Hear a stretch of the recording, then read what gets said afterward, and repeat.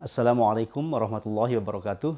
Sahabat Inspirasi Qurani di mana saja Anda berada, kembali jumpa dengan channel YouTube saya, Didi Junaidi, dalam segmen acara Inspirasi Qurani, meresapi makna ayat-ayat penggugah nurani.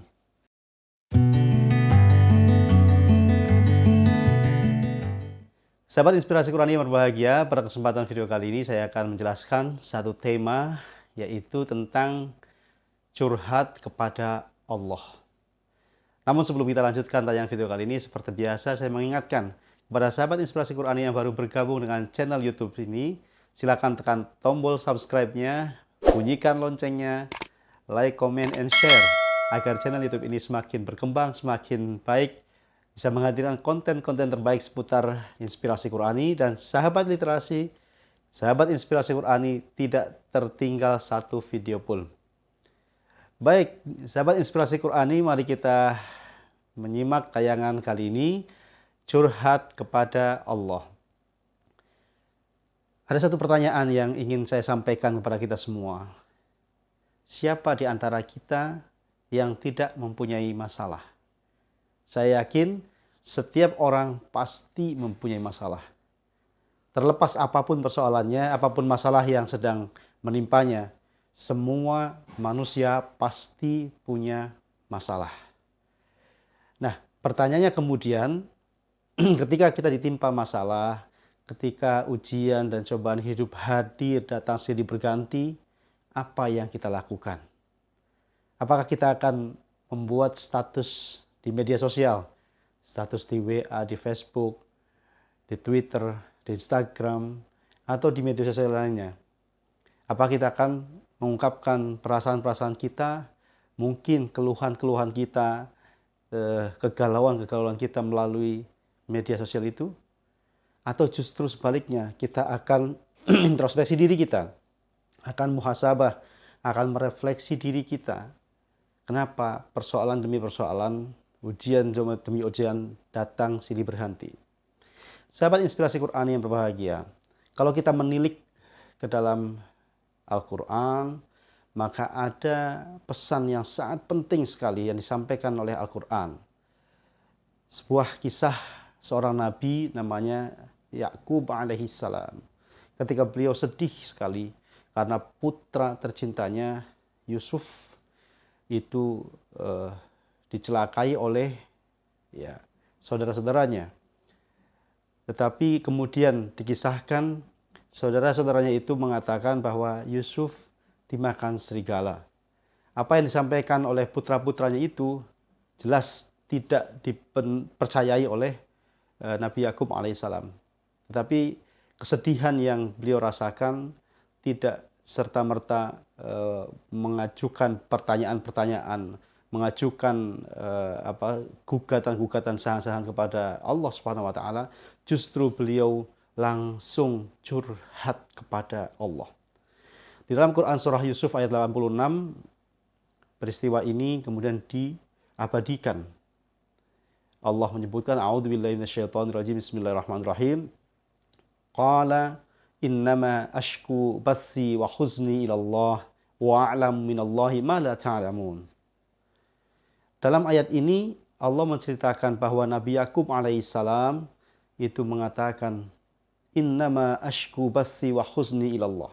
Sesungguhnya aku hanya mengeluhkan, menyampaikan curhatanku, keluhan-keluhanku, kesedihan-kesedihanku ilallah, kepada Allah. Nah, inilah yang dilakukan kekasih Allah.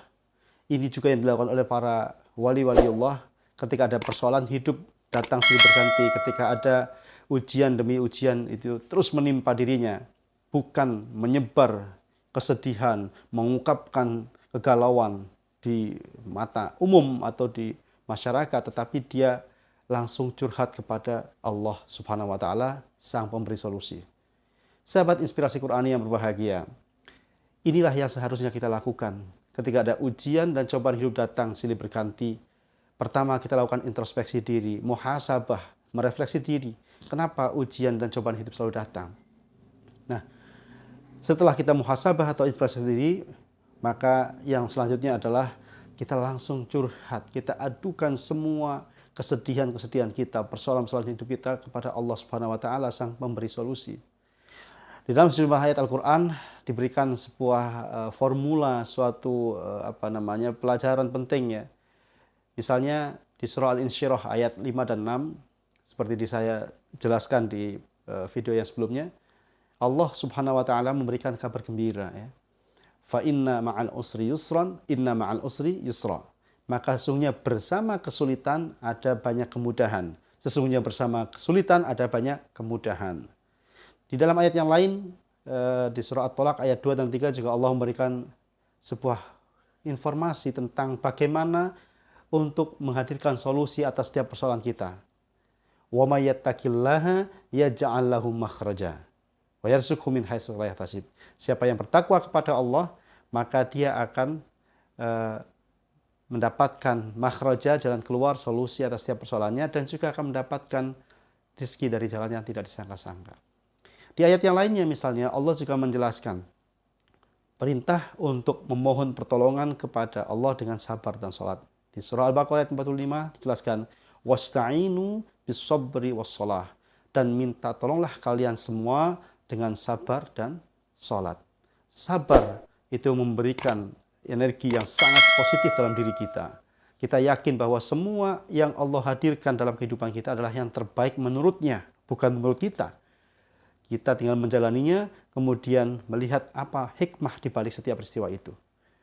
Kemudian sholat adalah vertikal, hubungan vertikal kita dengan Allah, komunikasi kita langsung dengan yang maha segala-galanya. Maka dalam sholat kita sampaikan doa-doa. Setiap pada sholat kita panjatkan keluhan-keluhan kita hanya kepada Allah, bukan pada yang lainnya. Sahabat Inspirasi Quran yang berbahagia, inilah yang harus kita lakukan. Sikap yang harus kita ambil ketika ujian dan cobaan hidup datang silih berganti. Ketika terpaan badai kehidupan itu terus-menerus datang kepada kita. Yakinlah setiap peristiwa, setiap kejadian pasti ada hikmah yang terkandung di dalamnya. Dan yakinlah Allah sudah menghadirkan atau sudah menyiapkan kado terindah untuk kehidupan kita. Sahabat Inspirasi Quran yang berbahagia, untuk itu marilah kita hanya curhat kepada Allah. Sebagaimana Nabi Yakub alaihissalam, qala innama ashku bathi wa huzni ilallah. Sesungguhnya aku hanya menyampaikan keluhan-keluhanku, hanya menyampaikan persoalan-persoalan hidupku, kesedihan-kesedihanku ilallah, kepada Allah, bukan kepada yang lain. Inilah yang harus kita lakukan ketika ada ujian dan cobaan hidup datang silih berganti. Sahabat Inspirasi Qurani, mudah-mudahan